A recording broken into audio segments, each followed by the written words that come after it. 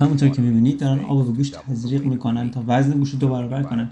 بنابراین وقتی شما یک قطعه گوشت می‌خرید فکر می‌کنید 1 کیلوگرم وزن داره، در واقع 500 گرم وزن داره.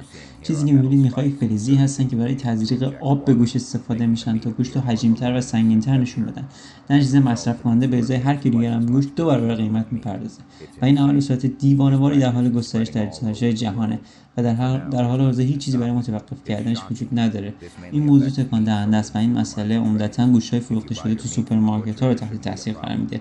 اگر گوشت خودتون از قصابی خریداری میکنید احتمالاً نباید مشکلی باشه، اما میتونه بسیار نگران کننده باشه که بدونیم داریم به این شکل فریب میخوریم و ما عملاً برای آب 2 برابر قیمت میپردازیم. این کار برای حلزون‌های دریایی انجام میدن. مهمه که این موضوع آگاه باشیم و مصرف کننده به صورت فزاینده نگران شفافیت مواد غذایی و صداقت در برچسب‌گذاری محصولات باشن. این عمل فریبنده اعتماد به صنعت مواد غذایی رو از بین میبره.